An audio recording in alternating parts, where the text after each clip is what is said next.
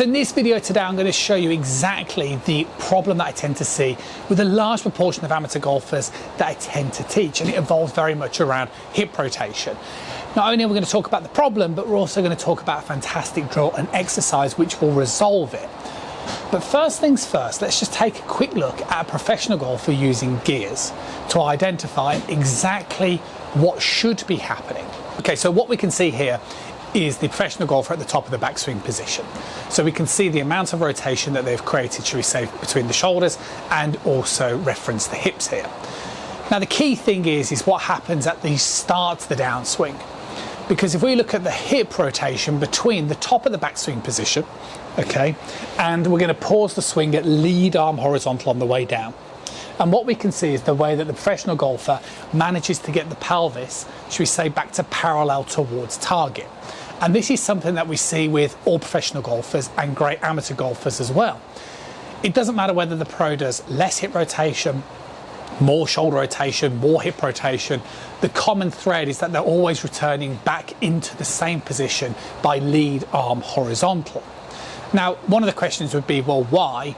And the answer to this is, well, it's the uncocking motion of the club. So what happens in the golf swing is, as soon as your lead arm starts to go past horizontal, that club is naturally going to start uncocking. So that's why you need to get this pelvis back to parallel to target, because it's going to have a massive influence on how that club is delivered in the downswing position.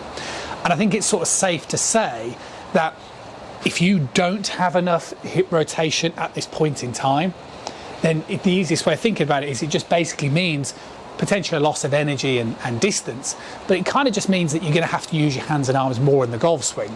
And the more that you're using your hands and arms in the golf swing, it's arguably going to be the less consistent that you're going to end up being.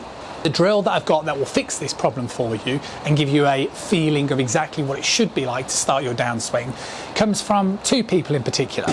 So somebody that I met quite a few years ago goes by the name of John Shipp. He was somebody who opened my eyes in terms of how much you need to move your body correctly and how much of an influence that has on the golf club. And the other one is more recently looking at Dr. Kwan's videos.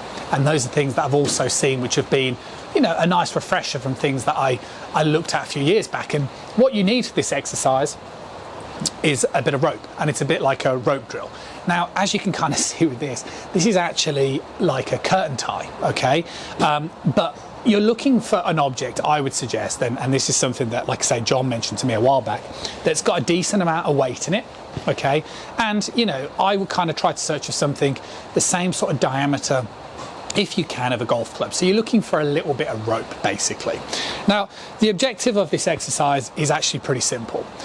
As soon as the rope hits you on the back, you need to be moving your chest in towards the downswing position.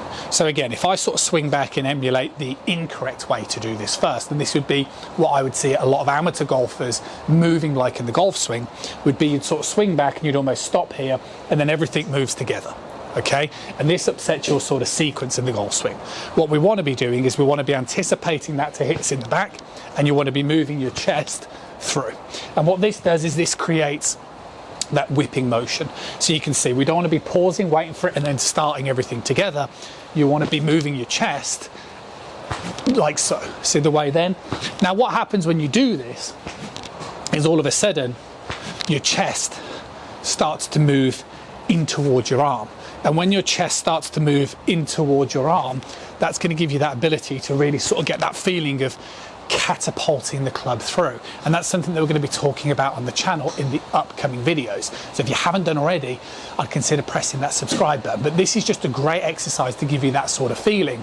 And once you've done that a few times, maybe you can take that down the driving range, and then you just grab your golf club and you start to make that same sort of feeling of taking it back and just turning that chest. And then you're going to start to notice the way you're going to be able to find it so much easier to create that sort of whipping motion of the golf club through the ball. So it's all about timing and it's all about sequencing, and what we want to stop doing is kind of swinging back and almost sort of pausing and then the arms and everything happening together. You've got to try and move that sort of rotational habit first, And all of a sudden your swing is going to start to feel very, very different by just doing a very, very simple exercise. Any advice when you start to do this exercise would be also to be mindful of the backswing position. But how you're going to get that blend of getting width in the backswing and still rotating is just going to come from doing this drill, but also watching this video. This is a golfer discovering the importance of the relationship between the trail hand and the lead hand in the backswing to give width, and it has a massive influence on that sequence of the downswing, and you should find that video really useful as well. Hopefully you enjoyed it, guys. I'll catch up with you really soon.